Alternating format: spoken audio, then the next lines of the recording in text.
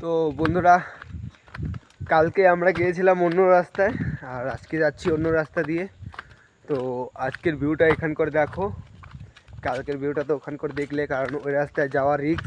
তো আমরা ভুল করে চলে গিয়েছিলাম, তো খুবই ভয় লাগছিল রাত্রি কি সবসময় লাগছিল, ওই রাস্তাতে যতক্ষণ চলছিলাম অতক্ষণই ভয় লাগছিল।